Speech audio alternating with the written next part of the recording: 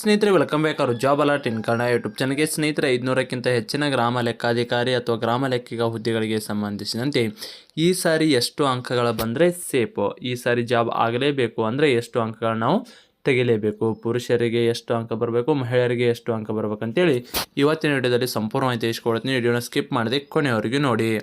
ಬನ್ನಿ ಸ್ನೇಹಿತರೆ, ಆಗಿದ್ದರೆ ವಿಡಿಯೋನ ಸ್ಟಾರ್ಟ್ ಮಾಡೋಣ. ಅದಕ್ಕೂ ಮೊದಲು ನೀವೇನಾದರೂ ಗ್ರಾಮ ಆಡಳಿತ ಅಧಿಕಾರಿ ಹುದ್ದೆಗಳಿಗೆ ಸಂಬಂಧಿಸಿ ಸ್ಟಡಿನ ಮಾಡ್ತಾ ವಿಡಿಯೋನ ಕೊನೆಯವರೆಗೂ ನೋಡಿ. ಹೌದು ಸ್ನೇಹಿತರೆ, ಗ್ರಾಮ ಲೆಕ್ಕಿಗ ಹುದ್ದೆಗಳಿಗೆ ಸಂಬಂಧಿಸಿದಂತೆ ಸಿಲೆಬಸ್ ಪ್ರಕಾರ ಇವು ನೋಟ್ಸ್ ಆಗಿರ್ತವೆ. ಅತ್ಯಂತ ಕಡಿಮೆ ಸಮಯದಲ್ಲಿ ಎಲ್ಲ ಸಿಲೆಬಸ್ ಅನ್ನು ಕವರ್ ಮಾಡಲು ನೋಟ್ಸ್ ಇರ್ತವೆ. ಅದರಲ್ಲೂ ಮುಖ್ಯವಾಗಿ ಗ್ರಾಮೀಣಾಭಿವೃದ್ಧಿ ಮತ್ತು ಪಂಚಾಯತ್ ರಾಜ್ಯ ವ್ಯವಸ್ಥೆ ಮತ್ತು ಸಹಕಾರಿ ಸಂಘಕ್ಕೆ ಸಂಬಂಧಿಸಿದಂತೆ 200 ಇಂಪಾರ್ಟೆಂಟ್ ಕ್ವಶನ್ಸ್ ಕೂಡ ಇರ್ತವೆ. ಸ್ನೇಹಿತರೆ, ಈ ನೋಟ್ಸಲ್ಲಿ ನಿಮಗೆ ಏನೆಲ್ಲ ಬರುತ್ತೆ ಸಿಲೆಬಸ್ ಪ್ರಕಾರ ಪೇಪರ್ 1 ಮತ್ತು ಪೇಪರ್ 2ಗೆ ಸಂಬಂಧಿಸಿದಂತೆ ಸಿಲೆಬಸ್ ನೋಟ್ಸು, ಅದರ ಜೊತೆಗೆ ನಿಮಗೆ SDA FD ಅದು ಮತ್ತು ಅದೇ ರೀತಿ ಪೊಲೀಸ್ PC PSI ಇದು ಓಲ್ಡ್ ಕ್ವಶನ್ ಪೇಪರ್ ಇರುತ್ತೆ. ಅದೇ ರೀತಿ 6 to 10th ಸಮಾಜ ವಿಜ್ಞಾನ ಮತ್ತು ವಿಜ್ಞಾನದ ಶಾರ್ಟ್ ನೋಟ್ಸ್ ಇರುತ್ತೆ. ಅದ್ರ ಜೊತೆಗೆ ನಿಮಗೆ ಕರೆಂಟ್ ಅಫೇರ್ಸ್ ಇವೆಲ್ಲ ಸೇರಿ ಮೊದಲಿಗೆ 250 ರೂಪಾಯಿ ಇತ್ತು. ಈಗ ಎಲ್ಲ ಬಡ ಅಭ್ಯರ್ಥಿಗಳಿಗೆ ಯೂಸ್ ಆಗಲಿ ಅನ್ನೋ ಕಾರಣಕ್ಕಾಗಿ ನಮ್ಮ ಚಾನಲಲ್ಲಿ ವಿಡಿಯೋ ನೋಡಿದ್ದು ಏನಾದರೂ ಸ್ಕ್ರೀನ್ಶಾಟ್ ಅನ್ನು ಕಳಿಸಿದ್ರೆ ಕೇವಲ ನಿಮಗೆ 100 ರೂಪಾಯಿಗಾಗಿ ನೀಡಲಾಗ್ತದೆ. 250 ಬದಲಿಗೆ 100 ರೂಪಾಯಿಗೆ ಎಲ್ಲ ನೋಟ್ಸನ್ನು PDF ಮುಖಾಂತರ ನಿಮಗೆ ಶೇರ್ ಮಾಡಲಾಗುತ್ತೆ. ಸಿಲೆಬಸ್ ಪ್ರಕಾರ ಕ್ವಿಕ್ ರಿವಿಷನ್ ನೋಟ್ಸ್ ಇರುತ್ತೆ. ಇಂಪಾರ್ಟೆಂಟ್ ಕ್ವಶನ್ಸ್ ಸಾಕಷ್ಟು ಪ್ರಶ್ನೆಗಳು ಈ ನೋಟ್ಸ್ ಇಂತ ಬಂದಿರ್ತಾವೆ. ಯಾರಿಗಾದ್ರೂ ನೋಟ್ಸ್ ಬೇಕಾಯ್ತು ಕೆಳಗಡೆ ಕಾಣುವ ವಾಟ್ಸ್ಆಪ್ ನಂಬರ್ಗೆ ಮೆಸೇಜ್ ಹಾಕಿ. ಸ್ನೇಹಿತರೆ, ನೀವು ಇಲ್ಲಿ ಭಾರತ ಸಂವಿಧಾನ ನೋಡಬಹುದು. ಎಲ್ಲ ವಿಧಿಗಳದ್ದು ಶಾರ್ಟ್ ನೋಟ್ಸ್ ಇದಾಗಿರ್ತದೆ. ಸ್ನೇಹಿತರೆ, ಅದೇ ರೀತಿ ಭಾರತ ಇತಿಹಾಸ ನೋಡಬಹುದು. ಬುಲೆಟ್ ಪಾಯಿಂಟ್ಸ್ ಇರೋ ನೋಟ್ಸ್ ಇರ್ತದೆ. ಅತ್ಯಂತ ಕಡಿಮೆ ಸಮಯದಲ್ಲಿ ಎಲ್ಲ ಸಿಲೆಬಸ್ ಅನ್ನ ಕವರ್ ಮಾಡಲು ಈ ಕ್ವಿಕ್ ರಿವಿಷನ್ ನೋಟ್ಸ್ ಅನ್ನ ಓದಿ.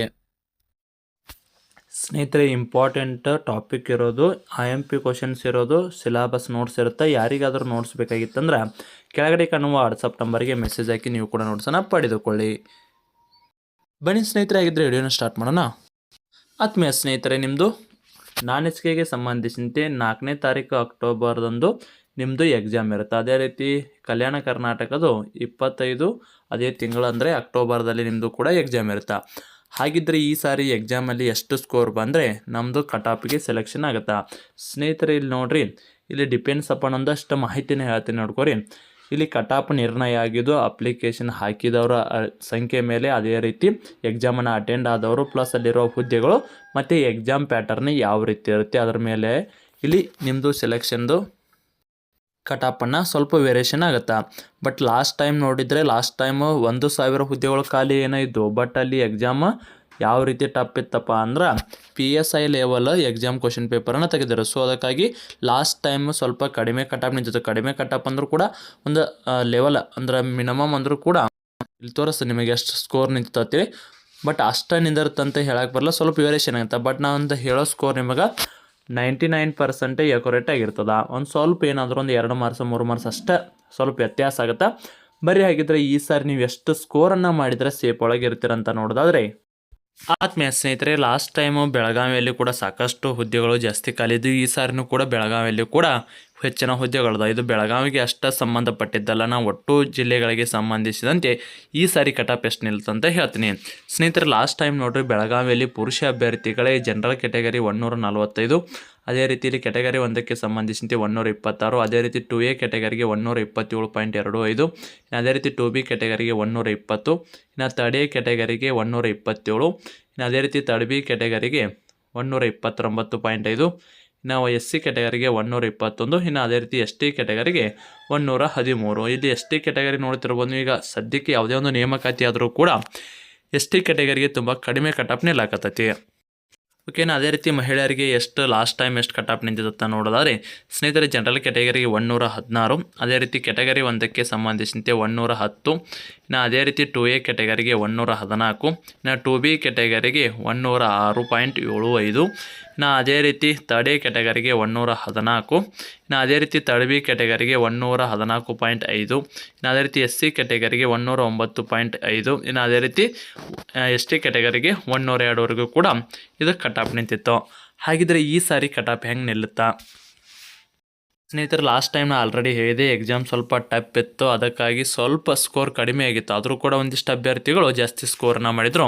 ಈ ರೀತಿ ಸ್ಕೋರ್ ಬರೋಕೆ ಏನಪ್ಪ ಅಂದರೆ ಇಲ್ಲಿ ಯಾವುದೇ ರೀತಿಯ ಮೀಸಲಾತಿಗಳನ್ನ ತೆಗೆದುಕೊಳ್ಳದೆ ಮಾಡಿರೋ ಕಟಾಪ್ ಆಗಿರ್ತದೆ. ಸೊ ಅದಕ್ಕಾಗಿ ಇದು ಸ್ವಲ್ಪ ಕಟಾಪ್ ನಿಮಗೆ ವೇರಿಯೇಷನ್ ಜಾಸ್ತಿ ಕಾಣಕತ್ತೈತಿ. ಇದರಾಗ ಮೀಸಲಾತಿ ಬರ್ತಾವ್ರಿ, ಕನ್ನಡ ಮಾಧ್ಯಮ ಬರುತ್ತಾ, ಗ್ರಾಮೀಣ ಬರುತ್ತಾ, ಅದೇ ರೀತಿ ಯೋಜನಾ ನಿಶ್ಚಿತ ಬರುತ್ತಾ, ಅಂಗವಿಕಲ ಬರುತ್ತಾ.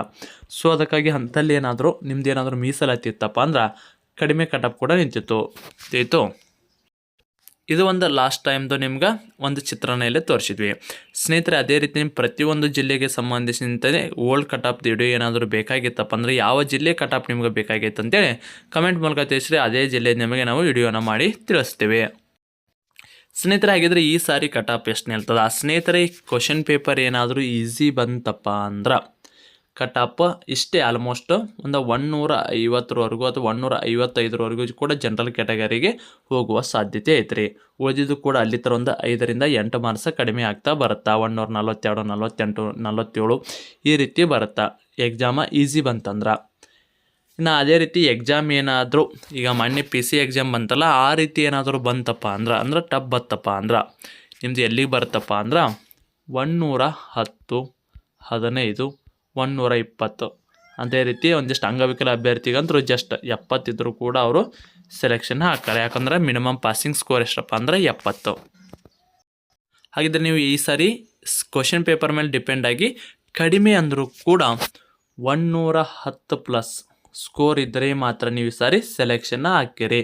ನಾ ಹೇಳಕತ್ತಿದ್ದು 2 ಪೇಪರ ಸೇರಿಸಿ ಒಂದು ಪೇಪರಲ್ಲಿ ಮಿನಿಮಮ್ ಅಂದರೂ ಕೂಡ 35+ ಸ್ಕೋರನ್ನು ನೀವು ಕಡ್ಡಾಯವಾಗಿ ತೆಗೆಯಲೇಬೇಕು. ಅಂದರೆ ಮಾತ್ರ ನೀವು ಈ ಸೆಲೆಕ್ಷನ್ ಪ್ರೊಸೆಸ್ಸಿಂದ ಒಳಗೆ ಇರ್ತೀರಿ, ಇಲ್ಲಾಂದ್ರೆ ಹೊರಗೆ ಬೀಳ್ತೀರಿ. ಯಾಕಪ್ಪ ಅಂದರೆ ಇಲ್ಲಿ ಅಂಗವಿಕಲ ಅಭ್ಯರ್ಥಿಗಳು ಬರ್ತಾರೆ. ಅದೇ ರೀತಿ ಇನ್ನು ಒಂದಿಷ್ಟು ಅಭ್ಯರ್ಥಿಗಳಿಗೆ ಅಲ್ಲಿ ಪಾಯ್ಟೇರಂಗಿಲ್ಲ. ಆಲ್ರೆಡಿ ST ಕ್ಯಾಟಗರಿ ಇದೆ. ST ಕ್ಯಾಟಗರಿಗೆ ಏನಾದರೂ ಅವರು ಅರ್ಜಿ ಸಲ್ಲಿಸಿದ ಅಭ್ಯರ್ಥಿಗಳು ಅಂದ್ರೆ ಕಡಿಮೆ ಇದ್ರೆ ಅಂದ್ರೆ 10 ಪೋಸ್ಟ್ ಇದ್ದು ಬರೀ 10 ಜನ ಅಪ್ಲಿಕೇಶನ್ ಹಾಕಿದ್ರಪ್ಪ ಅಂದ್ರೆ ಅಂಥ ಸಮಯದಲ್ಲಿ 70+, ಅದು 30+, ಇದು 30+ ಸೇರಿಸಿ 70+ ಸ್ಕೋರ್ ಆದರೆ ಮಾತ್ರ ಸೆಲೆಕ್ಷನ್ ಲಿಸ್ಟಲ್ಲಿ ಸೇರಿಸ್ತಾರೆ, ಇಲ್ಲಾಂದ್ರೆ ಕೈ ಬಿಡ್ತಾರೆ. ಅದನ್ನು ಬೇರೆ ಕ್ಯಾಟಗರಿಗೆ ಹುದ್ದೆಗಳನ್ನ ಟ್ರಾನ್ಸ್ಫರ್ ಮಾಡ್ತಾರೆ.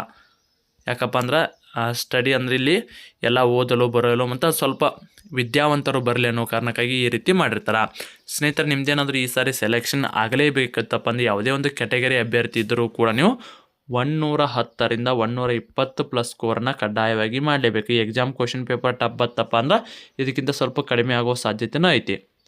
ಅಂದರೆ ಎಕ್ಸಾಮ್ ಈಜಿ ಬತ್ತಪ್ಪ ಅಂದ್ರೆ 110 ಅಲ್ರಿ, 140+ ಸ್ಕೋರನ್ನು ಮಾಡಬೇಕು. ಎಕ್ಸಾಮ್ ಮೀಡಿಯಮ್ ಬತ್ತಅಥವಾ ಒಂದು ಸ್ವಲ್ಪ ಟಫ್ ಬತ್ತಪ್ಪ ಅಂದ್ರೆ ಕಡಿಮೆ ಅಂದರೂ ಟಫ್ ಬತ್ತಂದ್ರೆ 100 ಅಥವಾ 105 ಈ ರೀತಿ ಸ್ಕೋರ್ ಹೆಚ್ಚಿಗೆ ಮಾಡಬೇಕಾಗತ್ತೆ.